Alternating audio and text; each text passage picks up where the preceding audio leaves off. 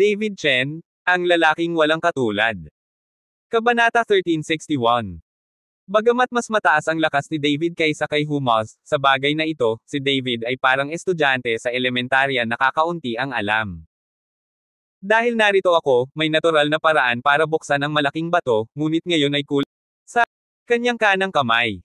Natigilan si Humazi saglit, ngumiti ng casual, at sinundan si David ng high five. Haha, sumunod ka sa akin? Ipinapangako kung mayroon kang walang katapusang mapagkukunan, huwag mong tingnan ang aking lakas, ngunit sa larangan ng paghahanap ng mga kuweba at libingan, ako ang ninuno ng pamilyang Ho. Pagmamalaki ni Humazi. Naniniwala rin si David sa kapangyarihan ni Humaz. Pagkatapos ng lahat, ang lugar na ito ay natatakpan ng mga bundok at bato, at hindi pumasok si Humazi, ngunit alam niya na ito ang libingan ng isang tunay na tao. Makikita na hindi maliit ang kakayahang maghanap ng libingan. Sinundan ni David si Humaz pababa ng bundok, at nang bumalik siya sa Red Lotus Palace, may inutusan na si Jirazo na maghanda ng pagkain. Alam niya na pagkatapos ng laban ni David, tiyak na gumugol siya ng maraming pisikal na lakas, kaya binayaran niya ito. Sinundan ni David sina Jirazo at Xiaomin para ipakilala si Humazi, at ngumiti din si Humazi at binati sina Jirazo at Xiaomin. Maliban sa pagniwi sa kanyang mukha, medyo nakakatakot si Humazi, ngunit magalang pa rin siya nang magsalita. Palace G, nasira ang ilusyon ng Red Lotus Palace pagkatapos mong kumain, tutulungan kitang lumikha ng ilusyon. Kumain si Humazi at sinabi kay Jirazo. Ito ay talagang nakasulat tungkol kay Master Hu. Masayang nagpasalamat si Jirazo sa kanya. Pagkatapos kumain, sinundan ni Humazi si David at ang iba pa sa gate ng Red Lotus Palace. Tumingin si Humazi sa Red Lotus Palace sa kanyang harapan, naglabas siya ng ilang papel na anting-anting at pagkatapos ay may binulong sa kanyang bibig. Kaagad pagkatapos ng ilang papel na anting-anting, tumaas ang malaking halaga ng makapal na usok, at hindi nagtagal ay natakpan ng makapal na usok ang buong Red Lotus Palace. Hinay pa ni Humazi ang papel na anting-anting sa kanyang kamay, at ang papel na anting-anting ay agad na naging abo. Habang unti-unting nawawala ang makapal na usok, nagulat si David at ang iba pa nang makitang nawala na ang Red Lotus Palace sa harapan nila. Ang malaking Red Lotus Palace ay nawala sa harap ng kanilang mga mata. Napabuka ng bibig sina Jirazo at Xiaomin sa gulat. Si David naman ay humahanga kay Jutzi. Bagamat maaari ring gumawa ng ilusyon si David, maaari lamang niyang gawin ito sa isang maliit na lugar.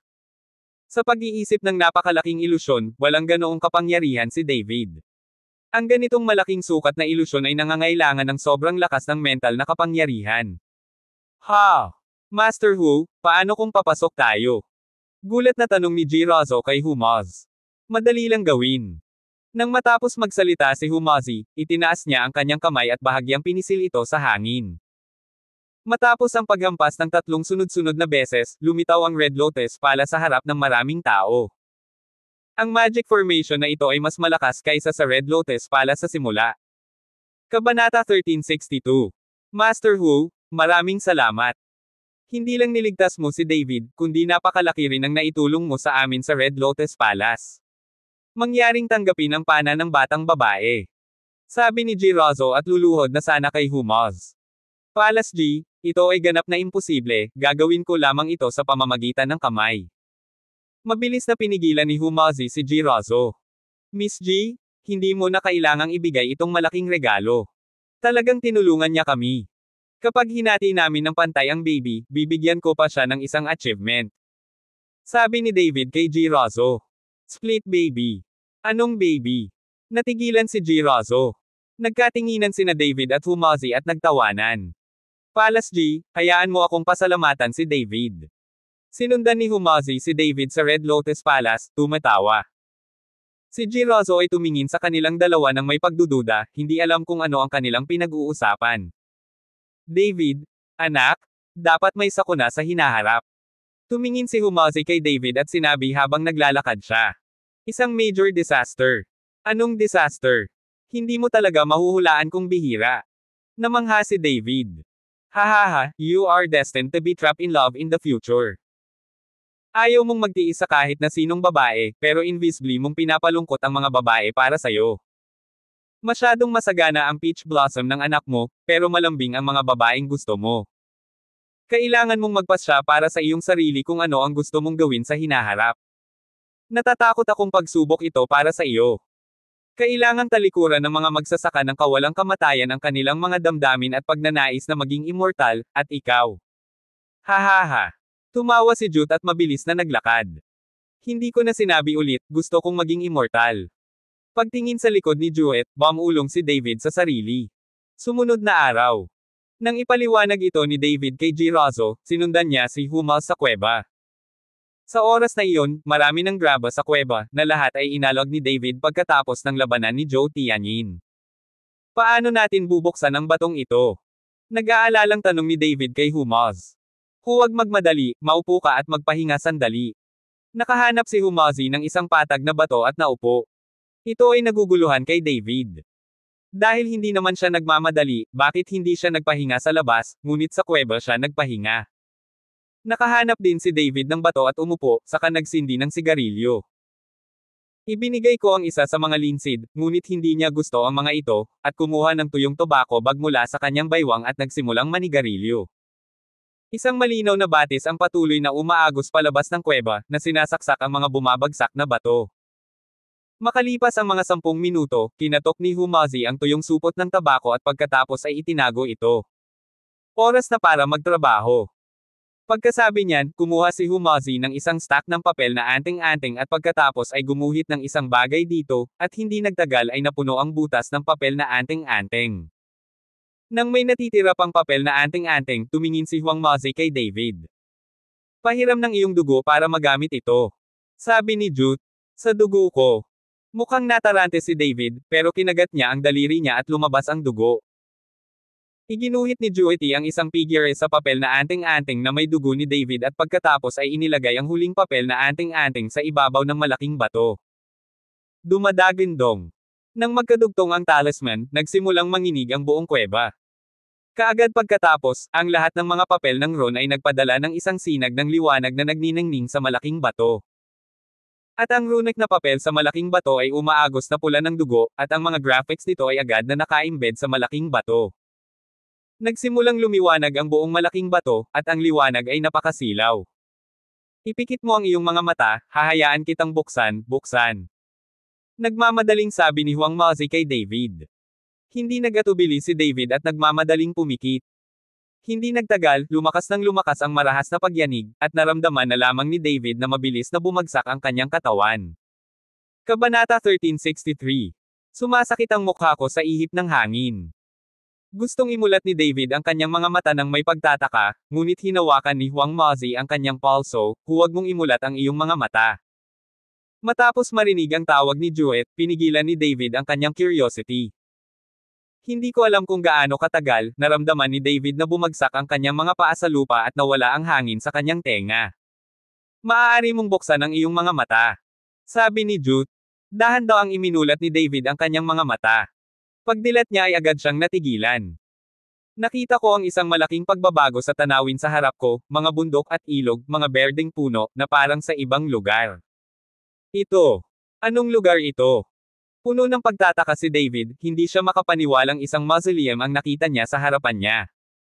Ito ay malinaw na isang mundo, ibang mundo. Hindi sumagot si Humazi kay David, ngunit mabilis na umakyat sa dalesdes at tumingin sa paligid. Sa sandaling ito, puno rin ng pagkabigla ang mukha ni Humazi. Nang makitang hindi nagsasalita si Humazi, muling nagtanong si David, ito ba ang totoong libingan na sinabi mo? Hindi maliit ang layout dito. Nagulat si Humazi sa kanyang sarili. Anong pattern ang hindi maliit? Si David sa tabi niya ay natigilan sandali, medyo hindi malinaw. Bagamat may ilang kasanayan din si David sa pagsalakay sa nicho at paghahanap ng mga kuweba, ngunit dito ay manipis ang kanyang kakayahan. Hindi pa malinaw kung ano ang pattern dito. Bukod dito, ang ganitong eksena ay hindi maaaring iugnay sa isang mausoleum. Bahagyang ngumiti si Humazi at itinuro ang kanyang kamay, tingnan mo rito. Maraming bundok dito, at may malinaw na nag-ayos nito ng kusa na ang mga bundok ang pinagmulan at ang tubig ang modelo. Ang kapangyarihan ng mga bundok at ilog ay sungay ng isa't isa. Napakakaunting mga tao ang makakagawa nito. Ang paglipat ng mga bundok at pagpapanumbalik ng mga dagat, napakalaking kamay, hindi ito magagawa ng mga ordinaryong tunay na tao. Mukhang scholar din ng metaphysics ang may-ari nitong puntod. Kung hindi, hinding-hindi niya magagawa ito. Mukhang natugunan na niya ang kanyang edad sa pagkakataong ito. Nagniningning ang mga mata ni Jute. Sinundan ni David ang itinuturo ni Huang Mazi, at nang tingnan niya ito ng ganito, medyo nabigla siya. Hindi maliit ang eksenang ito. Matapos gabayan ni Huang Maz, nakita ni David ang ilang mga pahiwatig. Pagkaraan ng ilang sandali, biglang bumantong hininga si Huang Mazi, nakakalungkot na ang landscape na ito ay umiral ng napakatagal, at ang kapangyarihan ng langit at lupa sa ilalim ng telang ito ay unti-unting sumangga. Ito ay halos sumangga, kung hindi, walang problema sa landscape na ito upang matulungan ka at ako na lumago sa isang tunay na tao. Ngunit kahit na ang kapangyarihan ng langit at lupa ay unti-unting naglaho dito, nadama pa rin ni David na ang dalisay na espiritual na enerhiya ay patuloy na binabarena sa kanyang katawan. Tara na, hanapin natin ang mausoleum. Sabi ni Jute at nagsimulang maglakad pasulong. Sumunod si David sa likuran ni David. Ang gayong nakakagimbal na eksena ay nagpatuwa at natakot kay David. Kung maisasaayos ang gayong mausoleum, paanong walang mga organo at espiritong hayop na nagpoprotekta sa libingan? Kaya naman, hindi alam ni David kung ano ang sumunod niyang hinarap. Sa harap ng mga ito, napagtanto ni David kung gaano kaliit ang kanyang kasalukuyang kapangyarihan. Sinundan ni David si Humas ng kalahating oras. Pinatakbo ni David ang heart concentrate art habang naglalakad, hinihigop ang purong espiritual na enerhiya sa paligid niya. Sa puntong ito, medyo nakapasok na silang dalawa sa bulubunduking ito, na dahil na rin sa kabiguan ng tanawing ito. Kung hindi, kahit na ang isang tao ay gumugol ng isang taon dito, hindi niya mahawakan ang timog, silangan, hilaga at kanluran. Biglang huminto si Humazi at tumingin sa bundok sa harap ng kanyang mga mata, dapat nasa harap. Ha! Saglit na natigilan si David, at saka tumingin sa bundok na nasa harapan niya. May nakita akong bundok sa di kalayuan. Binuksan ito sa gitna at pinutol sa isang parisukat na altar. Sa tamang direksyon, napapaligiran ng mga bundok, ang altar ay tahimik at nakakatakot. Kabanata 1364. Napakagandang lugar, hindi ko alam kung ilang taon na itong nakatago at hindi na natagpuan. Hindi alam ni David kung swerte sila. Tingnan natin. Hindi na napigilan ni Humazi ang kanyang init ng ulo. Hindi nagtagal ay nakarating na silang dalawa sa malaaltar na lugar na ito. Nakita ko ang isang malaking tapyas ng bato na nakatayo sa bakana ng altar na ito. Isang linya ng mga salita ang nakaukit sa tapyas na bato, palagi akong nakatayo sa burol ng espada. Tanging ang linyang ito ng mga salita na nakatayo sa pintuan ang tila nagsasabi sa mga tao mamaya. Tumayo si David sa harap ng stone tablet at tumingin sa linya ng mga salita, unti-unting umibig ang kanyang mga mata. Puno ng sword energy ang sulat kamay na ito. Ito ang may-ari nitong sinaunang libingan na gumamit ng dalawang daliri sa pag-ukit nitong batong tablet ng sabay-sabay. Ang mga salitang ito ay nagpapakita ng malalim na pag-unawa sa kendo ng may-ari ng stone tablet. Hindi ito nakikita ng mga ordinaryong tao. Sa harap pa lang nitong batong monumento, huminto si David at huminto sa paggalaw, iniangat lang ang ulo niya at tumingin sa batong monumento na may nalilitong ekspresyon. Nadama ni David na ang tapyas ng bato na ito ay may bakas ng layunin ng taibak ng kendo. Nang makitang biglang nakatitig si David sa tapyas ng bato, sinabi ni Humazi, ano ang problema? May nakita ka ba? Ngunit tila hindi narinig ni David ang mga salita ni Humaz, at nakatayo pa rin siya nang hindi gumagalaw. Bahagyang kumunat ang noo ni Humazi at inabot ang kamay para itulak si David, natatakot siyang may gumagabay kay David. Maaaring mangyari ang anumang bagay dito, hindi sapat ang lakas ng pag-iisip ni David, at malamang na makokontrol ang kanyang pag-iisip. Ngunit huminto ang kamay ni Humaz nang abutin niya. Nakita niya na si David ay kalmado tulad ng isang tao, at ang kanyang mga mata ay mapurol, ang kanyang mga pupil ay lumaki, ang kanyang mga mata ay puti lahat, at siya ay tumingin nakakatakot. Sa oras na ito, si David, ang daigdig ng mga espiritu ay naiguhit na sa tapyas na bato. Napansin din ni David ang abnormal na sitwasyon at gusto niyang alisin ang espiritual na kadena na ito, ngunit gaano man siya nagpupumiglas, ito ay walang kabuluhan. Nakita kong nanginginig ang katawan ni David, tumutulo ang pawis sa kanyang noo. Ang mukha ni Humaz ay naging sobrang pangit, bigla siyang kumuha ng spell, kinagat ang kanyang daliri at iginuhit iyon. At si David ay pumasok sa ibang mundo sa sandaling ito, at lahat ng mga eksena sa harap niya ay ganap na nagbago. Saan ito? Saan ito? Sumigaw si David, ngunit walang sumagot sa kanya. Si David ay nakaharap sa isang kulay abo na mundo, at siya ay nakatayo sa isang bato. Nang lumiwanag ang mundo sa kanyang harapan, nagulat si David nang makitang may mga bangkay sa lahat ng dako sa kanyang harapan. Nakita ko ang milyon-milyong bangkay na nakahandusay dito, isang madugong aura na tumataas sa langit, at isang nakakatakot na aura na lumulutang sa paligid. Gusto ni David na i-absorb ang mga aura na ito sa kanyang katawan, ngunit gaano man gumana ang heart concentration technique, wala itong silbi. Isang figure ang dahan-daang lumitaw, at hindi nagtagal ay huminto ang figure sa harap ni David. Ang lalaki ay napuno ng dugo, may hawak na mahabang espada at nakatitig kay David na may layuning pumatay. Sino ka? Sino ka? 2 beses na tanong ni David nang makita niya ang taong nasa harapan niya. Ngunit hindi sumagot ang lalaki, na para bang hindi niya nakita si David. Nang makita ko ang espada ng lalaking ito sa kanyang likod, lumingon ako at tinitigan ang larangan ng digmaan kung saan inilibing ang milyon-milyong bangkay. Matagal na kinaladkad ng paglubog ng araw ang figure ng lalaking ito. Napansin ni David na sa sandaling ito, ang Escrimador ay nagpakita ng walang katapusang kalungkutan at pagkawasak. Biglang gumalaw ang Escrimador, at habang gumagalaw siya ng ganito, 9 na malalaking anino ang biglang bumangon mula sa lupa sa likuran niya, tulad ng kanyang Diyos. Ang tunay na katawan ng Nine Shadows 1 ay bumuo ng isang nakamamatay na pormasayo ng wala sa oras. Isang trahedyang aura ang lumipad diretso sa langit.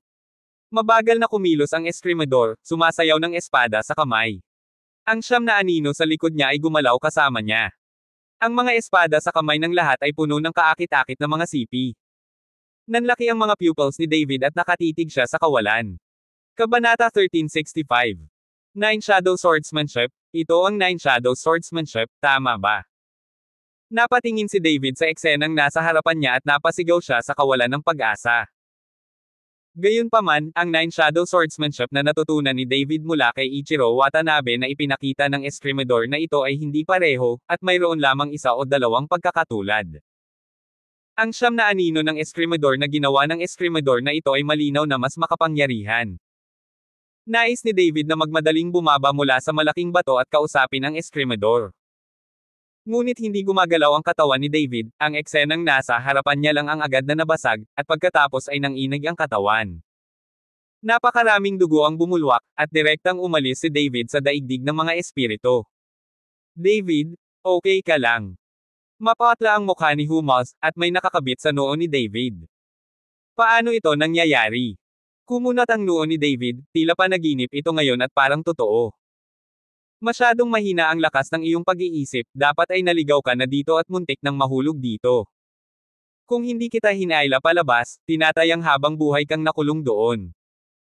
Hindi mo dapat hawakan ang mga bagay dito nang walang pinipili mamaya, at huwag tumingin ng bulag, ang lugar na ito ay masyadong kakaiba. Sinabi ni Humazi kay David. Ngunit tila hindi narinig ni David ang payo ni Humazi, at iniisip pa rin niya ang larawan sa ngayon, dahil ang larawan ngayon ay masyadong maikli, ilang segundo lang bago ito ganap na nakita ni David, hinayla siya ni Humazi palabas. Hindi, kailangan kong pumasok at tingnan. Naisip ni David ang Nine Shadow Sword technique na ginagamit ngayon ng swordsman, at tumibok ang kanyang puso. Bagamat natutunan din niya ang Nine Shadow Swordsmanship, pero skins lang. Sa paghusga mula sa Nine Shadow Swordsmanship na katatapos lang ng swordsman, ang Nine Shadow Swordsmanship na misteryosong natutunan niya ay masyadong basura. Pinunit ni David ang anting-anting na nakadikit sa kanyang noo at diretsyong tumitig sa stone tablet sa kanyang harapan. Gusto niyang bumalik sa mundong ito at makitang matapos ang Escrimador gamit ang Nine Shadow Sword technique. Anong gagawin mo? Baliw ka ba? Naisip ni Humazi na nabihag ni David ang kanyang isipan at biglang sumigaw ng malakas. At ang boses na ito, na may nakakatakot na espiritual na epekto, gusto ni Humazi na gisingin si David ng lubusan. Pero walang silbi, nakatitig pa rin si David sa stone tablet. How can this? How can this? Kahit anong pilit ni David, hindi siya makapasok sa mundo ngayon. Pagkaraan ng ilang sandali, walang magawa si David at tumingin sa likod. Nakakahiya talaga. Puno ng inis ang mukha ni David. Si Humazi ay tumingin kay David na nalilito, hindi naintindihan ang nangyari kay David, at biglang naawa. Sa pagtingin kay Humaz ng ganoon, masasabi lang ni David sa kanya ang nangyari sa kanya. Pagkatapos magsalita, nagbago at nagbago ang balat ni Humaz. David, tayong dalawa ay biglang pumasok sa tamang puntod na ito, marahil ito ay maling pagpili. Medyo natakot si Humazi. Mayroong maraming mga bagay dito na maaaring hindi nila alam. Dahil nandito ka, kailangan mong pumasok at tumingin. Dahil nandito ka, ligtas ka. Bahagyang ngumiti si David. Ang mga bagay ay napunta sa puntong hindi na maibabalik. Tumango si Humazi at saka naglakad kasama ni David patungo sa altar. Narito ang isang tunay na mausoleum. Kapag pumasok ka sa sinaunang libingan na ito, ang sinaunang libingan na ito ay may kakaibang kuweba, isang lead gray na mausoleum, at medyo madilim at malamig ang hangin. Diyos ko! Laking gulat ni David nang pumasok siya sa mausoleum. Anong uri ng totoong tao ang nag-aayos ng mausoleum na ito? Sa pagtingin sa paligid, ang kisame ng mausoleum ay napakaitim, kasing lalim ng mabituing kalangitan, na may hindi mabilang na mga hiya sa gabi tulad ng mga bituin. Maingat na tiningnan ni Humazi ang bawat bahagi ng mausoleum at maingat itong nakita, at ang kanyang mukha ay napakadangal, at siya ay maingat sa bawat hakbang. Kabanata 1366. 7 bituin na lumulunok sa araw, isa ito sa 10 sinaunang pattern ng libingan. Napabuntong hininga na sabi ni Humazi. Sa pakikinig sa sinabi ni Humazi, nalitaw si David dahil hindi niya alam kung ano ang sinabi ni Humazi tungkol sa 7 bituin na lumunok sa araw at kung alin ang 10 sinaunang libingan. Sa pagsaliksik na ito sa mga libingan, tiyak na hinangaan ni David ang lino na ito. Nang makita ang mga pagdududa ni David, sinimulan ni Humazi na makipag-usap kay David, at maaari rin niyang sadyang turuan si David. Magkaiba ang 10 sinaunang libingan at 10 uri ng sinaunang libingan. Walang kakaiba sa 10 sinaunang libingan na ito. Bahagi lamang sila ng feng shui pattern na maaaring magpala sa mga susunod na henerasyon at makakuha ng matagumpay na swerte. Ito ay isang medyo mataas na antas ng pamamaraan. Sa nangungunang 10 sinaunang libingan, wala pang 3 ang nabibilang sa masasamang libingan. Sa madaling salita, upang maiwasan ang mga tao sa pag-espiya sa libingan na ito sa mga susunod na henerasyon, ang libingan ay lubhang mabangis, at ang namamatay ay napupunta doon habang buhay, ngunit kakaunti sa mga susunod na henerasyon ang nangahas na pumunta sa gayong mabangis na libingan. Ang pinakatanyag sa kanila ay 999 na maling libingan. Gaya ng ipinahihiwatig ng pangalan. Matapos mamatay ang tunay na tao, inayos niya ang tunay at peking mausoleum ng maaga, at mayroong kabuoang 1,000 sa mga ito, 999 sa mga ito ay mga peking libingan, at sa mga huwad na libingan na ito, ang bawat isa sa kanila ay lubhang malupit, at ang mga iyon. Kung sino ang pumunta doon ay mamamatay. Itong mamamatay tao na libingan, maging ang mga inapo ng totoong taong ito ay hindi alam ang kanilang tunay na libingan. Kadalasan, pinipili ng isang tunay na tao na maupo sa isa sa mga mausoleum bago sila mamatay. Ang pinakatanyag sa mga ito ay ang replica tomb ng Kaukau, ang 999 na peking nicho na naayos. Sa pangkalahatan, kapag nawala na ang peking libingan na ito, hindi dapat isipin ng ibang tao na maaari silang makapasok sa gayong libingan. Sa tabi ng imposible. Sa katunayan, walang mga espesyal na kinakailangan para sa pag-aayos ng 10 sinaunang libingan. May isang punto lamang. Sapat na iginagalang ang pagkakakilanlan. Ang mga tunay na tao lamang ang maaaring ilibing sa simula. Gayunpaman, sa mundong ito, kung gaano karaming mga tunay na tao ang nahulog at kung gaano karaming mga tunay na libingan ang umiiral. Ngunit narito talaga ang isang lugar kung saan nagkita si David at ang iba pa. Ang mukha ni David ay puno ng kawalang paniwala habang nakikinig siya sa mga salita ni Humaz, at siya ay tumangala. Mula sa malaking taas na ito sa tuktok ng libingan ay talagang naroon ang araw, buwan at mga bituin, at sila ay inilalarawan sa isang lugar. May 7 nakasisilaw na perlas na nakapalibot sa araw. Iyan ang sinabi ni Humazi tungkol sa 7 bituin na lumulunok sa araw. Nakikita ko, kapag tiningnan mo ang tuktok ng libingan na ito, malinaw na ito ang libingan ng 7 bituin na lumulunok ng araw. Itinuro ni David ang tuktok ng libingan at sinabi kay Humaz. Ngunit sino ang nakakaalam na ngumiti si Humazi ngunit umiling, kung ang 10 sinaunang libingan ay napakadaling makilala, kung gayon hindi ito tinatawag na 10 sinaunang libingan. Saglit na natigilan si David, at pagkatapos ay sinabi na may nalilitong ekspresyon, hindi ba pwedeng humiwalay dito? Siyempre hindi. Nilalamon ng 7 bituin ang araw, ibig sabihin mayroong 7 mausoleum sa kabuuan. At isa lang ito sa kanila. Nilulunok ng 7 bituin ang araw, ito ay isang uri ng pattern ng pulso ng lupa. Naaayon sa 7 bituin, kailangang makahanap ng 7 lugar kung saan napakayaman ng Feng Shui, ayusin ng 7 libingan, at sa wakas ay bumuo ng pattern na 7 sun swallow ang star. At ang taong ito na lumulunok ng araw, ang araw, ay ang figurang ito, ang lugar kung saan talagang inilibing ang puno ng libingan. Nagulat si David nang marinig iyon. Hindi niya inaasahan na napakaraming detalye dito, at hindi ito kasing simple ng sinabi niya. Totoo na may espesyalisasyon sa industriya ng sining at hindi ito mali. Sa harap nitong si Humos, si David ay hindi kasing husay ng isang elementarya. Ang tunay na libingan ba natin ay nagel ilibing sa may-ari ng libingan? Curious na tanong ni David. Umiling si Humosi, hindi ko alam, ngunit kahit na hindi ito ang puntod kung saan inilibing ang may-ari ng puntod, mayroon pa ring mga kayamanan. Gumaan ang loob ni David matapos marinig ang sinabi ni Humosi, at hindi siya makatakas ng walang kabuluhan. Muling dinala ni Humosi si David sa kailaliman ng sinaunang libingan. Matapos maglakad ng ilang sandali, muling pinagmasdan itong mabuti ni Humosi. Kabanata 1367. Ang sinaunang libingan na nakita natin ay dapat isa lamang sa 7 bituin. Sa paglipas ng panahon, ang mga pagbabago sa buhay at maging ang direksyon ng pinagmulan ng pattern ng mga bundok at ilog ay sumangga at natuklasan ko ito. Sabi ni Humosi kay David. Hindi napigilan ni David na mapabuntong hininga na kahit ang peking libingan na ito ay naayos na ng napakaganda, na talagang nakakamangha. Dahil peking libingan ito, hindi dapat magkaroon ng anumang panganib, di ba? Pumasok tayo at tingnan natin kung anong mga kayamanan ang naroon at kunin sila. Tanong ni David kay Humos. Umiling siling Humosi, may 7 pattern sa puntod na ito. Tingnan mong mabuti. Isa sa 7 pattern na ito ay kung saan ang mga kayamanan ay talagang inilalagay sa puntod na ito. Ano, sobrang gulo. Nagulat si David. Ang mausoleum na ito ay itinayo sa pattern ng 7 bituin na lumulunok sa araw. Hindi ko akalain na sa sinaunang nicho ay ganito pa rin ang pattern, tulad ng isang pugad na manika, singsing ng singsing. Ngayon unti-unti na lang nating hinahanap, at sana swertehin tayo. Sabi ni Humosi. Kaya hahanapin mo ba ang 6 pang mausoleum? Tanong ni David.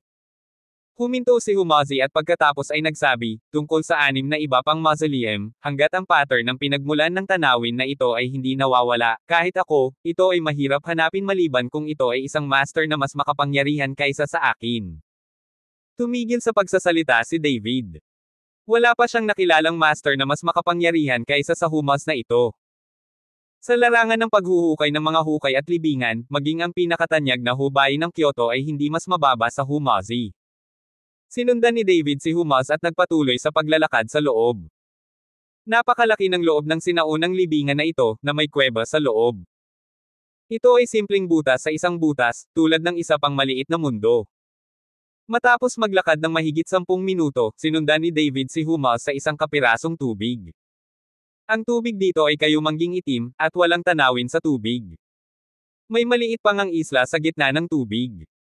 Nang tumingin sila sa kinatatayuan nila, may nakita silang maliit na berdeng puno sa isla. Ang luntiang punong ito ay may napakakitid na mga sanga at ang buong katawan ay puno ng kulay emerald green. Ang mga sanga ay hindi matangkad, 1 metro lamang ang taas, ngunit ang emerald green na sanga na ito ay parang sining. Mula sa malayo, amoy mo ang maitim na amoy na umaalingaw-ngaw mula sa berdeng punong ito. Para itong patay na lampara sa tubig, sa ilalim ng itim na tubig na ito, hindi ko alam kung ano ang nakatago.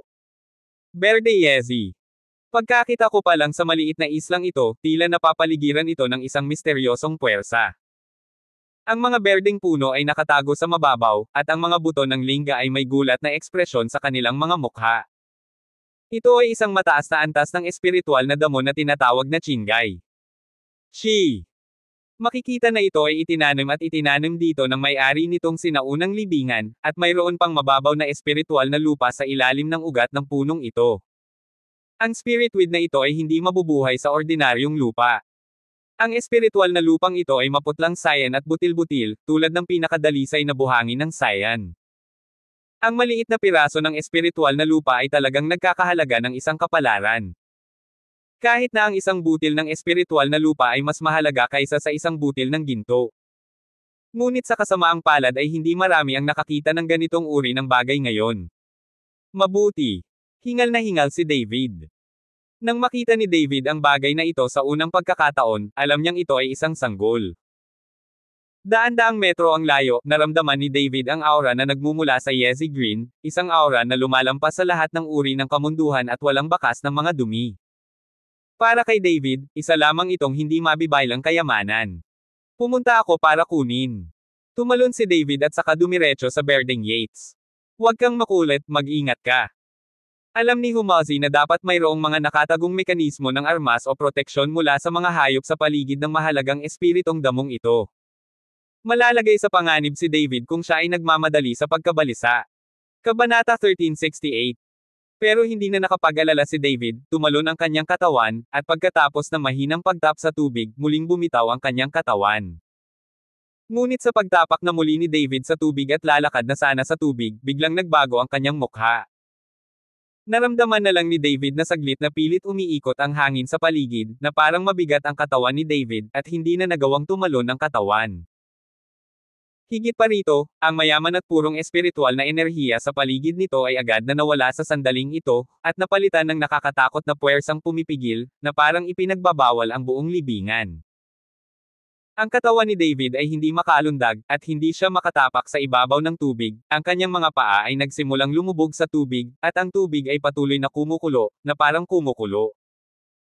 Nagulat si David at pinakilos niya ang lahat ng lakas ng kanyang pag-iisip para patuloy na gumaling ang kanyang katawan, ngunit kahit anong pilit ni David ay tila lumubog ang kanyang mga paa sa tubig. Nang makita ito, si Humazi sa baybayin ay nagmamadaling naglabas ng 2 spell, sumisigaw ng mga salita sa kanyang bibig, at pagkatapos ay mabilis na nailabas ang 2 spells. David, pumasok ka na. Sigaw ni Humazi, at ang 2 spell ay lumutang sa tubig na parang mga bangkang kahoy bago makarating kay David. Nang makita ito, agad na pinatong ni David ang kanyang paa sa spell, at sa lakas ng spell, mabilis siyang sumugod patungo sa isla. Si David ay binigyan ng lugar upang humiram ng lakas at uminom ng espiritual na lakas at sumugod. Sa sandaling ito, sa kumukulong tubig, biglang tumalon ang isang itim na isda. Ang mga isdang ito ay parang lumilipad na isda, at sila ay dumiretso sa hangin at pagkatapos ay dumura ng tubig mula sa kanilang mga bibig. Ang mukha ni David ay naging lubhang mahalaga, ang kanyang katawan ay kumislap ng gintong liwanag, at ang kanyang ginintoang katawan ay naging aktibo. Hindi niya papansinin ang mga lumilipad na isda at dumiretso sa isla. 10-10 palaso ng tubig ang tumama sa katawan ni David, at nagkaroon siya ng hindi masisirang ginintoang katawan. Walang pakialam si David, at ang lakas ng mga pana ng tubig na ito ay napakaliit na maaaring baliwalain. Medyo naguluhan si David. Sa ganitong klaseng atake, not to mention some champions, kahit na tinamaan ang mga ordinaryong tao, hindi dapat masakit, di ba? Ngunit sa sandaling pumasok sa kanyang isipan ang ideya ni David, agad siyang nakaramdam ng hindi maipaliwanag na kilig sa buong katawan. Kaagad pagkatapos, narinig ko ang nagbabagang init ng bakal na plato, na sinundan ng sumisitsit na tunog. Si David ay tumingin sa ibaba at napansin na hindi niya alam kung kailan, ang hindi nases ira na gininto ang katawan ng kanyang katawan ay mabilis na natunaw sa sandaling ito, at ang mga kaliskis ay nahulog at nawala. Kaagad pagkatapos, ang balat ni David ay tumalsik ng dugo, na ikinagulat ni David. Mag-ingat, ang mga water darts ay napaka-corrosive, mas malakas kaysa sa concentrated sulfuric acid, ngunit huwag hawakan ang mga ito. Umuungal ang flax mula sa dalampasigan. Natahimik si David saglit. Matagal niyang hindi sinabi iyon. Ngayong corrode na ang buong katawan niya, sinabi niya iyon. Gayunpaman, walang paraan si David sa sandaling ito, maaari lamang siyang tumahol ng tahimik, ang espiritual na kapangyarihan ng kanyang buong katawan ay sumabog, at ang kapangyarihan ng dragon ay naging gintong dragon, na sinundan ng dagendong ng dragon. Malamig ang mga mata ni David, gaano man kalakas ang mga lumilipad na isda na ito, hindi siya nito napigilan na pumunta sa isla. Pumunta ka H3L. Itinulak ni David ang 2 palad, at umungal ang mapusyaw na asul na apoy. Ito ay espiritong apoy, ang espiritong ginamit ni David sa kanyang alchemy. Sa ngayon, gusto niyang sunugin ang lahat ng lumilipad na isda hanggang mamatay. At ang condensed golden dragon ay tumaas din sa langit, nagdurr ng apoy mula sa bibig nito at nagsimulang salakayin ang mga lumilipad na isda. Sa ilalim ng dobleng pag-atake nina David at Jinlong, ang katawan ni Fiyo ay nagliyab at tuluyang nahulog muli sa tubig. Kinuha ito ni David at dumiretso sa isla. Sa ngayon, si David ay parang isang pulubi, ang kanyang damit ay nabubulok at punit-punit, at marami pa ring lugar na umaagos ang dugo. Sa kabutihang palad, lahat ng ito ay trauma sa balat at hindi isang seryosong problema. Kabanata 1369. Pumunta si David sa isla at tuwang-tuwang tumingin sa Berdeng Jesse. Maingat na naglakad si David sa takot na may iba pang nakatagong armas o kung ano. Habang papalapit siya kay Chingyezi, naging mas malakas ang purong aura. Sa sandaling ito, naramdaman ni David na siya ay nasa isang mainit na bukal, hindi banggitin kung gaano siya komportable. Nang inabot ni David ang Berdeng Jesse, narinig niyang umungol si Humaz, "Huwag kang gagalaw." Natigilan si David at natatarantang tumingin kay Humaz. At si Humazi ay tumalon at humakbang sa tubig gamit ang kanyang mga daliri sa paa at pagkatapos ay dumating sa isla. Hindi makagalaw, ang Berdeng Jesse na ito ay nalalante sa sandaling umalis ito sa espiritual na lupa. Sabi ni Humazi kay David. So ano? Nagtatakang tanong ni David. Kung hindi mo ito matanggal, ano ang silbi nito? Maaari tayong magsanay muli at sumipsip ng aura at espiritual na lupa nitong Berdeng Jesse hanggang sa ganap na masipsip ang aura. Sabi ni Humazi kay David. Ano? Dito ba tayo nagsasanay sa site? Kumunat ang noo ni David. Oo, iyon lang ang tanging paraan, ang Green Jesse na ito ay hindi dapat umalis dito. Tumango si Humazi. Gaano katagal? Kumunat ang noo ni David. Marami pa siyang gagawin. Kung mag-training siya dito ng matagal, paano si Sonia? Paano ang sarili mong ina? Hindi ko rin alam pero tinitingnan ko ang laki nitong Green Jesse. Kung sabay tayong magsasanay, aabutin ng 1 buwan o kalahating taon, at tiyak na maa-absorb natin ang purong espiritual na enerhiya. Sabi ni Humazi. Saglit na nag-alinlangan si David at sa wakas ay tumango, okay, dito tayo magsasanay. Orihinal na ginamit ni David ang Red Lotus Palace para sa paglilinang, ngunit hindi siya maaaring manatili ng matagal. Siya ay mananatili ng higit sa 1 buwan at umalis kahit na ang aura ni Green Jesse ay naa-absorb o hindi. Di nagtagal, naupo si David na naka-crossleg kasama si Humaz, tinalikuran ang mga ehersisyo at nagsimulang magsanay. Kyoto Budo Alliance. Kasalukuyang baluktot ang ilong ni Zhu Jishan. Siya ay labis na nagalit, at ang balita na si David ay buhay pa ay nakarating sa Kyoto. Biglang naging katatawanan si Zhu Jishan sa mundo ng martial arts. Noong una, nagsinungaling si Ning Dahay tungkol sa pagpatay kay David, at ngayon ay si Zhu Jishan na. At si Zhu Jishan, ang pinuno ng Martial Arts Alliance, ay nagsinungaling pa. Imposible, absolutely impossible, pinatay ko ang David na iyon gamit ang sarili kong mga kamay, patay na siya, paano pa siya nabubuhay? Galit na umungol si Zhu Jishan at galit na inihagis ang mga gamit sa mesa. Boss, mayroon talagang mga chismis na kumakalat sa martial arts forum na si David ay hindi patay, at ang balitang ito ay inilabas ng pamilya Zhou sa Wancheng, Southwest China. Sabi ng matanda kay Zhu Jishan. Southwest Wancheng. So anong ginagawa ni David doon? Bahagyang kumunat ang noo ni Zhu Jishan. Hindi nagsalita ang matanda, umiling lang, paano niya malalaman kung nasaan si David at kung ano ang ginagawa niya. Pagkaraan ng ilang sandali, ikinaway ni Zhu Jishan ang kanyang kamay at sinabing, maaari mo akong kontakan kaagad kasama ang pamilya Zhou sa Wancheng. Gusto kong tanungin ang aking sarili, si David ba ay walang kamatayan at maaari ba siyang mabuhay muli? Mabilis na nakipag-ugnayan ang elder sa pamilya Zhou sa Wancheng, at personal na sinundan ni Zhu Jishan si Zhou Tianyin para makipag-chat. Pagkatapos ng kumpirmasyon ni Zhou Tianyin, kinailangang aminin ni Zhu Jishan na siya ay nakatanim sa mga kamay ni David. Bilang pinuno ng Kyoto Martial Arts Alliance para gumawa ng ganito, ngayon ay pinagtatawanan na ang buong martial arts world. Kung ganoon, bakit hindi patay si David? Napatay ko na siya. Saglit na hindi maintindihan ni Zhu Jishan, halatang pinatay niya si David, at diretsyong sinuntok ang buong dibdib ni David. Kung hindi ito ang kaso, maliban kung si David ay tao, ngunit walang kamatayan. Kabanata 1370. Sa loob ng isang tunay na libingan.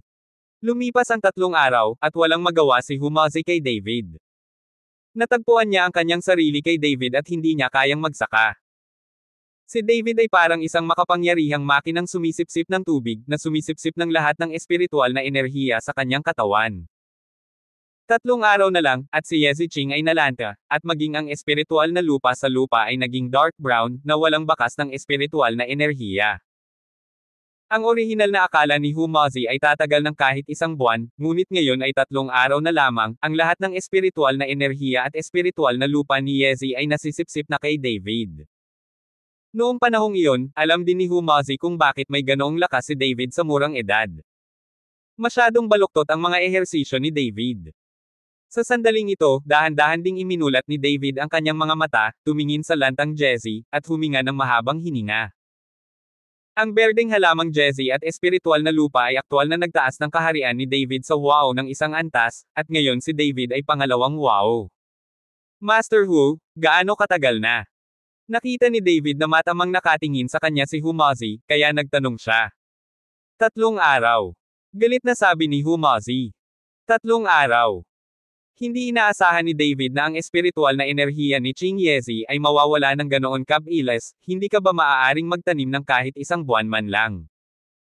Kung ikaw ay isang ordinaryong immortal cultivator, magagawa mo ito sa loob ng isang buwan, ngunit anong uri ng mga ehersisyo ang iyong ginagawa?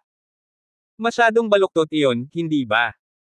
Tulad ng isang water pump, ang lahat ng espiritual na enerhiya ay nasisipsip sa katawan, at wala akong mahuli. Malakas na sigaw ni Humazi kay David. Nang marinig ito ni David ay agad siyang napahiya. Paumanhin, hindi ko masyadong naisip. Kapag lumabas ako, papalitan kita ng mga halamang gamot na maaaring ituring na kabayaran. Napangiti ng awkward si David. Hindi mo na kailangang hintayin na lumabas, sasalubungin ko si baby mamaya, gusto kong magbahagi ng kaunti. Sabi ni Humazi. At ang sanggol. Nagulat si David, hindi ba ito si Ching Yezi ay isang kayamanan? Hindi ba peking nicho ito? Paano magkakaroon ng kayamanan? Naisip ni David na ang Berdeng Yates na ito ay isang kayamanan at wala nang iba pa sa mausoleum na ito. Kahit na ito ay isang peking libingan, imposibleng maging ang maliit na Green Yezi na ito, kung hindi, masyado kang tumitingin sa totoong tao. Pagkatapos magsalita ni Humazi, tumalon siya at naglakad patungo sa dalampasigan. Si David ay sumunod na malapit at tuwang-tuwa. Nakapagtataka, may mga kayamanan pa rin sa peking libingan na ito. Ang 7 bituin na ito ay nilalamon ng araw, at ang natitirang 7 bituin ay hindi katumbas ng halaga. Ang pinakamahalaga sa lahat ay walang alinlangan ang huling paglunok sa araw. Ang mausoleum na ito ay hindi isang tunay na mausoleum, ngunit isa sa 7 huwad na libingan. Ngunit ang mga kayamanan dito ay hindi isang bagay na maaaring mawala ng isang Berdeng Jesse. Ang huling modelo ay magkakaroon ng magagandang kayamanan. Si Humazi ay sumunod kay David upang magpaliwanag. Ang isang damong espiritu tulad ng Green Yezi ay wala sa huwad na libingan na ito. Kung makikita mo ang tamang libingan, hindi ba't ang mga kayamanan sa loob ay higit na makalangit? Nang maisip ito ni David, hindi niya maiwasang matuwa. Kung may pagkakataon, kailangan niyang mahanap ang totoong libingan na ito. Ngunit natatakot ako na ang paghahanap ng tamang libingan ay magiging mas mahirap. Ngunit kahit na ito ay isang peking mausoleum, inaabangan ni David ang paglunok ng araw sa dulo. Dinala ni Humazi si David sa paglalakad patungo sa libingan. Napakalaki ng libingan, at maging ang matalinong si Humazi ay nagulat.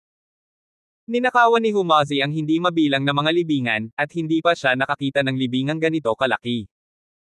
Sa lahat ng paraan, hindi pinansin ni Humazi ang iba pang mga lugar, hindi man lang tumingin sa kanila, na tila may malinaw na layunin, at dumiretso sa susunod na lugar, na ikinagulat ni David. Alam ba ng Lina na ito kung nasaan ang pinakahuling pattern ng lunok ng hapon? Kabanata 1371. Saan mo ako dadalhin? Parang maze. Hindi napigil ang itanong ni David kay Humaz. Samahan mo na lang ako. Pagkatapos magsalita ni Humazi, naglabas siya ng compass na kasing laki ng palad at pagkatapos ay naghulog ng isang patak ng dugo sa compass. Pagkatapos ang compass ay nanginginig ng malakas, ang pointer ay mabilis na lumiko at sa wakas ay nanatili sa isang direksyon. Si Humazi ay naglakad pasulong ayon sa direksyon ng compass. Nang makita ito, si David ay nakasunod lamang ng malapit sa kanya, at, na nagpapakita ng banal na kamalayan, siya ay napaka-alerto. Sa isang hininga, dumaan siya sa 6 o 7 kuweba ng bato at sa wakas ay napunta sa isang parisukat, bahagyang lumiit ang mga mag-aaral ni David. May pasukan sa harap nito, at tila may malaking kapangyarihang pumipigil sa pasukan na ito. Nang makita ang pasukan na ito, kumislap ang mga mata ni Humaz at sinabi niya sa mahinang boses, dapat dito. Nahanap mo na ba ang lugar? Excited na tanong ni David. Tumango si Humazi, ang lugar na ito ay dapat ang topography ng paglunok ng araw. Nang marinig ito ni Humaz, bahagyang kinuyam ni David ang kanyang mga daliri at tuwang-tuwa. Go! Tere, pasok na tayo. Tuwang-tuwa si David na makahanap ng gayong libingan. Hindi niya alam kung anong uri ng kayamanan ang maaari niyang matagpuan dito, ngunit hindi rin niya alam kung anong panganib ang kanyang kinakaharap. Sa gayong libingan imposibleng magkaroon ng mga limitasyon. Ngunit sa harap ng bata dito, tiyak na mas malakas si Ching Yezi. Tumango si Humazi at naunang pumasok, hinayaan si David na sumunod na mabuti at hindi gumalaw. Matapos makapasok sa kuwebang ito, inilagay ni Humazi ang kanyang mga kamay sa kanyang likuran, hindi nagmamadali, ngunit tiningnan ito ng mabuti, ito ay talagang pattern ng 7 bituin na lumulunok sa araw, at ang huling larawan ay, araw. Isang medyo maringgaw na kuweba na may mga inukit na beam at pininturahan na mga gusali sa magkabilang panig, ilang mga Diyos, ni isa sa kanila ay hindi pa nakakita. Ang linyang ito ng mga banal na tirahan ay dumiretso hanggang sa marating nila ang pinakakahanga-hangang tuktok. 79 na layer ng jade stairs, sa tuktok ng jade stairs, mayroong puting marmol na upuan. Ang natitira ay walang laman, walang anuman. Ngunit ang tronong ito ay nababalot ng isang napakalakas na kapangyarihang pumipigil, at ang mga taong hindi aktibo ay hindi makakapasok dito. Sa ganitong paraan papunta sa upuan ay mukhang hindi ganoon kadaling bumangon. Ito. Wala ba dito? Nasaan si baby? Tiningnan ito ni David at dismayadong nagtanong. Kaya't nakadilat si Pellova at nakatitig sa upuan sa itaas. Nilamon ng 7 bituin ng araw, ang libingan ng isang tunay na tao, dapat mayroong mga kayamanan sa upuang ito. Nanginginig sa pananabik ang boses ni Humaz. Tila nawala ng malay si Humazi sa sandaling ito, nagniningning ang kanyang mga mata at dumiretso siyang tumakbo patungo sa trono. Ngunit kaagad pagkatapos humakbang, biglang naramdaman ng katawan ni Humaz ang isang nakakatakot na puwersa na dumidikit sa kanya. Ang puso ni Humaz ay lumubog, at pagkatapos ay kinuha niya ang spell at agad itong iginuhit dito. Ang sumpa ng banayad na hangin. Inilagay ni Humazi ang spell sa kanyang sarili, at biglang naging napakagaan ng katawan ni Humazi, at ang nakakatakot na pang-aapi ay ngayon lang nawala. Mabilis na umakyat si Humazi, ngunit pagkatapos lamang ng ilang hakbang, muling dumating ang nakakatakot na puwersa. Hindi pinansin ni Humazi at agad na lumuhad sa isang tuhod, at lumitaw ang mga bitek sa lupa sa hagdan. At ang spell ni Humaz ay agad ding nag-apoy at tuluyang naging abo. Naramdaman na lamang ni Humazi na may mabigat na pasanin sa kanyang katawan at hindi na siya makatayo ng tuwid. Gayunpaman, nagngangalit si Humazi at tumayo, sa wakas ay muling umahan. Ngunit pagkatapos lamang gawin ang hakbang na ito, isa pang nakakatakot na puwersa ang tumama, at si Humazi ay hindi makatayo, at agad na itinapon ng puwersang ito. Ang katawan ni Humazi ay bumagsak ng husto sa lupa, ngunit sa kabutihang palad ay hindi ito mataas, at si Humazi ay bumagsak sa lupa, na dumura ng isang subaw ng dugo. Kabanata 1372. Master Hu. Humakbang si David at tinulungan si Humaz na makatayo. Ito. Ang ipinagbabawal na kapangyarihang ito ay masyadong nakakatakot. Ang mukha ni Humaz ay naging sobrang pangit. Magpahinga ka na, titingnan ko. Sabi ni David, aakyat siya ng hagdan. Nagmamadaling pinigilan ni Humazi si David at pagkatapos ay binato ang katawan ni David. Kailangan mong mag-ingat, mas tumaas ka, mas malakas ang ipinagbabawal na kapangyarihan, kung hindi mo magawa, pagkatapos ay umatras. Gaano man kahalaga ang isang sanggol, mahalaga pa rin ang buhay. Sinabi ni Humazi kay David. Binigyan siya ni David ng mataimtim na tango, saka huminga ng malalim at tinapakan iyon. Isang gintong liwanag ang kumislap sa katawan ni David, at ang hindi nasasira na gininto ang katawan ay kumikilos, na lumalaban sa pang-aapi ng nakakatakot na puwersang iyon. Habang lumalakas ang lakas ni David, ang gininto ang liwanag sa walang pinsalang gininto ang katawan ni David ay lalong kumikislap. Tumingin si Humazi kay David na kinakabahan. Hindi niya alam kung ang lakas ni David ay makakarating sa dulo. Nagkaroon ng spell sa katawan ni David at nadagdagan ang resistensya ng kanyang gintong katawan kaya naman napakadali ni David noong una at mabilis ang kanyang takbo. Pagkatapos, pabilis ang takbo ni David, parang walang epekto kay David ang ipinagbabawal na kapangyarihang ito. Anong halimaw?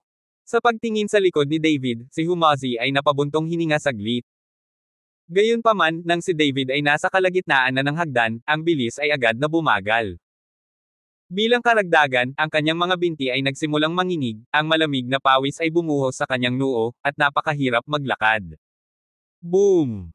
Biglang nagliyab at naging abo ang spell sa katawan ni David. Sa kabilang banda, nagngangalit si David at nagpatuloy sa pag-akyat. Ika-6 na pong baitang, ika-7 baitang.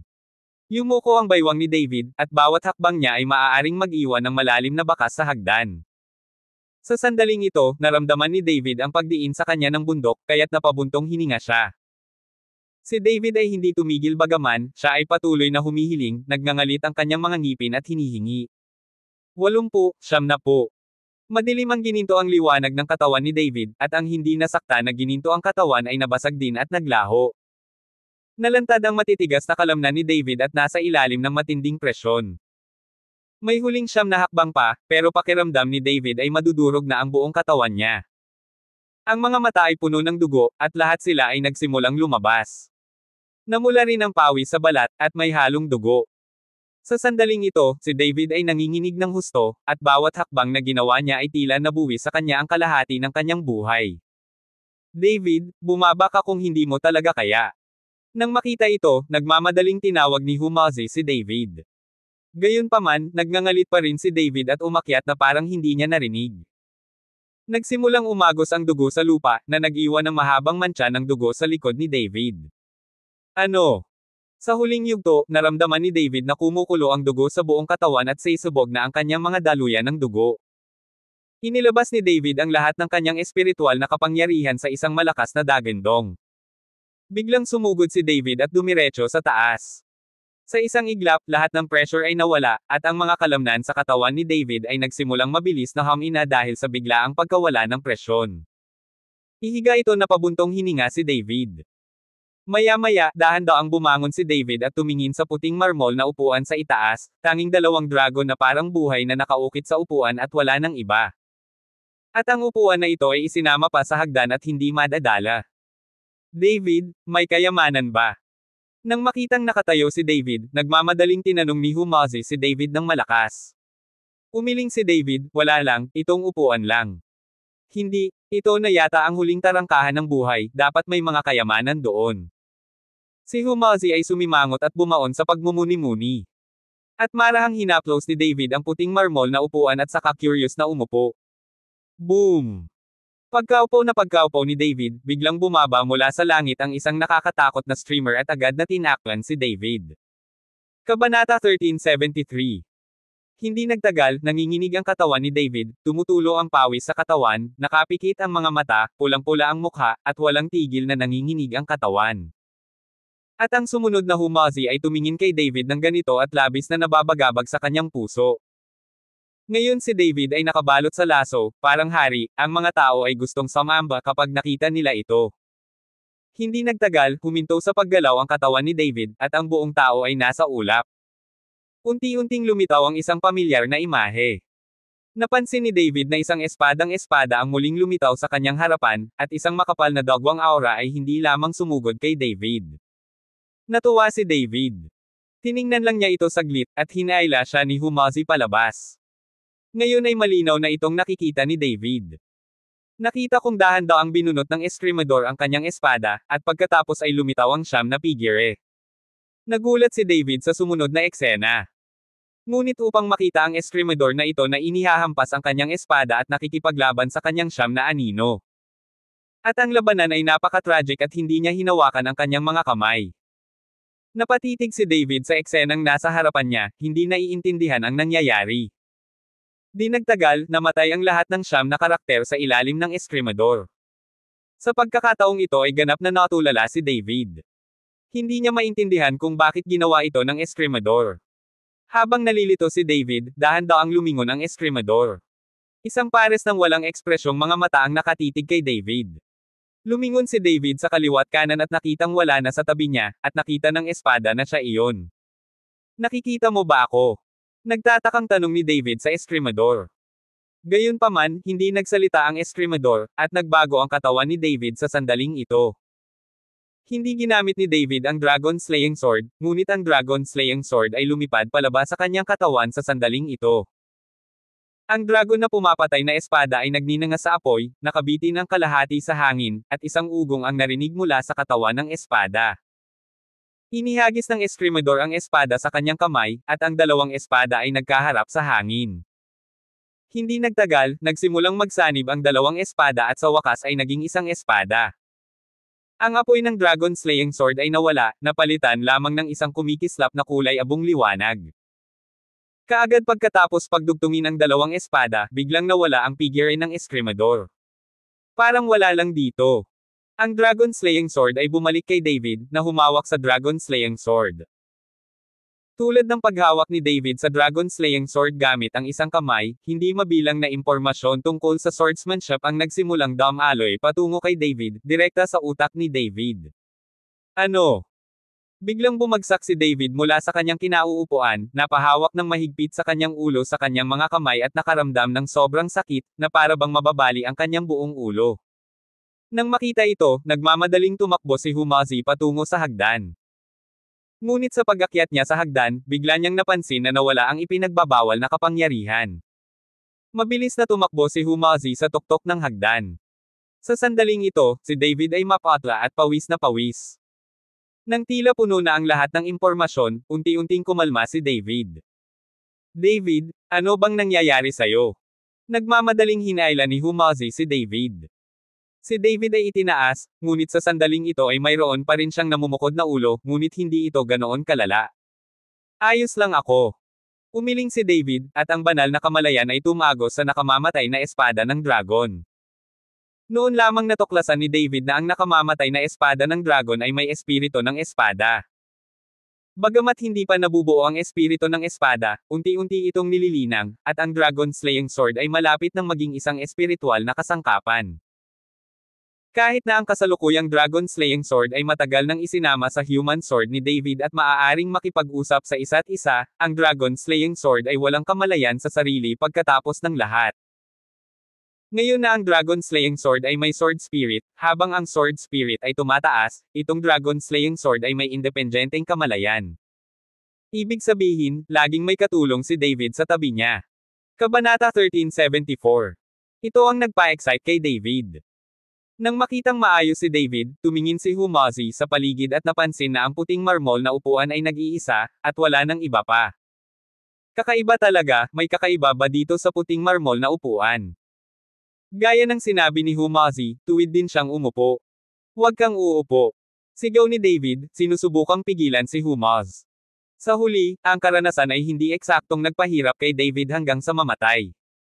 Hindi niya gustong pumunta si Humaz sa direksyong ito. Gayunpaman, huli na para pigilan si David, at naupo na si Humazi.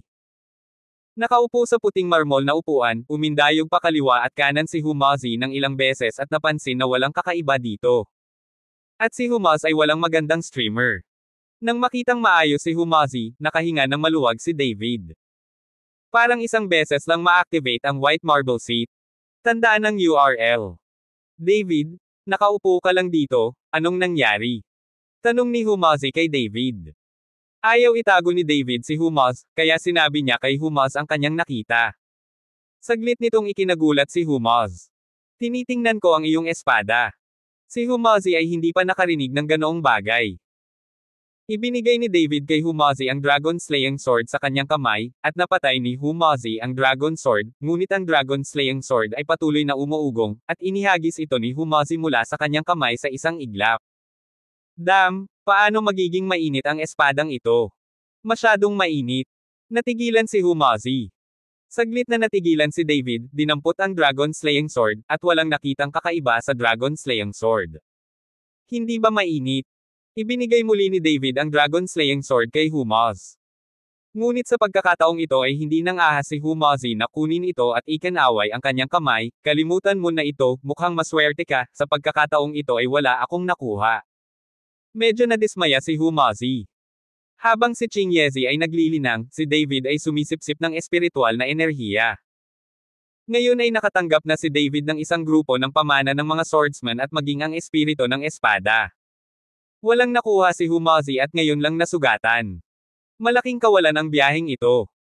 Sa pagtingin sa hitsura ni Humos, ngumiti si David ng alanganin, kung hindi, maghanap tayo, baka may mga kayamanan sa ibang lugar. Inaliw ni David si Humos. Magsasalita pa sana si Humosi, ngunit nakarinig siya ng dumadagandong na tunog. Sa sandaling ito, nagsimulang manginig ang buong sinaunang libingan. Sira, gumuho, bilasan natin. Nagbago ang ekspresyon ni Humos, at nagmamadali siyang tumakbo palabas kasama si David. Kasalukuyang nasa Red Lotus Palace. Si Girozo ay naghihintay kasama ang lahat. Nanginginig ang buong Red Lotus Palace sa sandaling ito, at hindi alam ni Girozo kung ano ang nangyayari. Ate, lindol ba ito? Tanong ni Xiaomin kay Girozo. Hindi ko alam, ingat kayong lahat. Napakapangit ng mukha ni Girozo. Hindi siya nag-aalala tungkol sa kung ano ang mangyayari sa Red Lotus Palace, ngunit siya ay nag-aalala tungkol kay David. Ilang araw na siyang nasa loob at hindi niya nakikitang lumabas si David at ang iba pa. Ngayong umuuga na naman ang lupa, natatakot siyang may mangyari kay David. Buti na lang at hindi nagtagal ang pagyanig bago ito tumigil. Kahit na huminto ang vibration, ang ilusyon na inayos ni Humosi para sa Red Lotus Palace ay nanginginig sa sandaling ito. Nang makita ito, nagulat si Girozo, na nangangahulugan na may isang tao mula sa labas na puwersahang sinira ang ilusyon at sinubukang pasukin ang Red Lotus Palace. May umatake, maging alerto. Napaungol ng malakas si Girozo. Lahat ng mga disipulo ng Red Lotus Palace ay naghihintay. Boom! Biglang nabasag ang ilusyon at agad na nabunyag ang Red Lotus Palace. Sa ngayon, sa labas ng pinto ng Red Lotus Palace, pinangunahan ni Zhou Tianyin ang mga tao na makita ang Red Lotus Palace. Sa huling beses na nakipag-away siya kay David at si Zhou Tianyin ay nasugatan sa isang sorpresang pag-atake, galit na siya. Ngayong gumaling na ang pinsala, agad siyang hinanap ni Zhou Tianyin at gustong maghayganti kay David. Kabanata 1375. Lubhang namutla ang mukha ni Girozo habang nakatingin kay Zhou Tianyin sa harapan niya. Ang mga ekspresyon ng iba sa Red Lotus Palace ay nagbago din ng malaki. Si Xiaomin ay mahigpit na nagtago sa likod ni Girozo. Where's David? Let him come out, including the guy who attacked me, let them go out together. Tumingin si Zhou Tianyin kay Girozo at umungal na parang Honglei. David. Wala na siya dito. Umiiling na sabi ni Girozo. Ikaw honey, nagpadala na ako ng tao para makita ang Red Lotus Palace mo, tapos hindi pumunta si David. Nanlaki ang mga mata ni Zhou Tianyin, mas mabuting hayaan mo na si David na lumabas kaagad, kung hindi, pantayin ko ang iyong Red Lotus Palace. Nang matapos magsalita si Zhou Tianyin, isang nakakatakot na aura ang lumabas sa kanyang katawan, isang hindi nakikitang kapangyarihang mapilit na bomb-alot sa lahat sa Red Lotus Palace. Ang nakakahimok na Marquis Wu ay lubhang nakakatakot. Sa isang iglap, marami sa mga lower power disciples ng Red Lotus Palace ang nagsuka ng dugo at bumagsak sa lupa. Si Girozo ay naglabas ng aura at sinubukan ang kanyang makakaya upang labanan ang pressure, ngunit ang kanyang lakas sa harap ni Zhou Tianyin ay ganap na walang kapangyarihan upang lumaban. Sa isang iglap lang, bumagsak ang pagtutol ni Girozo. Nakikiusap ako, hayaan mong lumabas ang David mo. Malamig na sabi ni Zhou Tianyin kay Girozo. David, talaga. Talagang hindi sa Red Lotus Palace. Kung hindi ka naniniwala sa akin, maaari kang maghanap. Kung saan pupunta si Girozo para tawagan si David ngayon, hindi niya alam kung kumusta na si David ngayon. Pinaglalaroan mo ako. Malamig na ngumuso si Zhou Tianyin at pagkatapos ay lumapit kay Girozo sa isang iglap. Disiplinado ang kamay at diretsyong pinisil ang leeg ni Girozo, biglang nahirapang huminga si Girozo at namula ang mukha. Bitawan mo ang kapatid ko. Nang makita ito, hindi alam ni Xiaomin kung saan nanggaling ang lakas ng loob, kaya humakbang siya at sinampal si Zhou Tianyin. Isang malamig na liwanag ang kumislap sa mga mata ni Zhou Tianyin, at si Xiaomi ay natangay ng isang kaway ng kanyang kamay. Nagsuka ng dugo si Xiaomi at bumagsak sa lupa. Kay Xiaomi. Nang makita ito, nagmamadaling sumigaw si Girozo. Nang makitang labis ang pagkabalisa ni Girozo para sa kanyang kapatid, binitawan siya ni Zhou Tianyin, iwinagayway ang kanyang mga kamay, at sinipsip ng napakalaking pagsipsip si Xiaomin sa kanyang mga kamay. Girozo, tawagan mo si David ngayon, o hindi ko magagarantiya kung ano ang mangyayari sa kapatid mo. Pagkatapos magsalita ni Zhou Tianyin, sumandal siya sa leeg ni Xiaomin at sumangot. Sa pagkakataong ito, kinilabutan si Xiaomi. Kaya lang niyang magpumiglas, umiiyak ng walang magawa. Hindi. Sigaw ni Jirazo, ngunit ang kanyang mga mata ay puno ng kawalan ng kakayahan at takot. Hindi siya natatakot sa kamatayan, ngunit hindi niya kayang panoorin ang kanyang kapatid na walang magawa at nasasaktan sa harap ng kanyang mga mata. Kung ayaw mong masaktan ang kapatid mo, sige yayain mo si David. Binigyan ni Joe Tianyin ng ultimatum si Jirazo. Walang magawa si Jirazo, tinakpan ang mukha ng mga kamay, hindi niya alam ang gagawin. Hindi rin niya alam kung saan hahanapin si David. Nang walang magawa si Jirazo, isang malaking kamay ang bahagyang ipinatong sa kanyang balikat. Nagulat si Jirazo, na sinundan ng isang pamilyar na pakiramdam. Biglang tumangala si Jirazo at nakitang aliw si David na nakatingin sa kanya. David. Agad na naramdaman ni Jirazo ang pag-asa sa kanya at inihagis ang sarili sa mga bisig ni David. Hinaplos ni David ang buhok ni Jirazo, inaaliw siya. David, sa wakas nang ahas ka nang lumabas. Nang makita si David, sinabi ni Joe Tianyin na may intensyong pumatay sa kanyang mga mata. Hayaan mo si Xiaomi, kung hindi, gagawin kong mas masahol pa sa kamatayan ang buhay mo. Malamig na tiningnan ni David si Joe Tianyin at sinabing, hahaha, sira ulo yang anak mo. Kung hindi ka lang tinambangan ng mga katulong, matagal ka nang namatay sa kamay ko. Ngayon ano ang pinagsasabi mo? Tumawa ng malakas si Joe Tianyin. Natatakot ka ba? Mahinang sabi ni David. Natatakot ka ba? Ano ang kinakatakutan ko? Ang anak mo ay isang taunang general. Si Joe Tianyin ay mukhang nakakahiya. Dahil hindi ka natatakot, bakit gumamit ng isang batang babae bilang isang kalasag? Maglakas loob kang makipagkompetensya sa akin ng patas. Walang nangangailangan ng tulong. Si David ay mukhang walang pakialam at sinabi sa mahinahong boses. Sige, ikukumpara kita. Pagkatapos magsalita ni Joe Tianyin, itinulak niya si Xiaomin palabas. Nahuli ni David ang Xiaomin at ibinigay ito kay Jirazo, tumigil ka, papatayin ko siya ngayon. Nag-aalalang tumingin si Jirazo kay David, kailangan mong mag-ingat. Palas G, huwag kang mag-alala, ang batang si David ay pinagpala, magiging maayos siya. Alam ni Humazi na ang karanasan ni David sa loob ng ilang araw ay lubhang nagpapataas ng kanyang lakas. Hindi nagtagal, umatras si Jirazo at ang iba pa, at tumayo si David na nakaharap kay Joe Tianyin. Ngayon papatayin kita. Abangan ang mga susunod pang kabanata ng David Chen, ang lalaking walang katulad. For more updates, please subscribe to my YouTube channel and don't forget to like and share. Thanks for your support.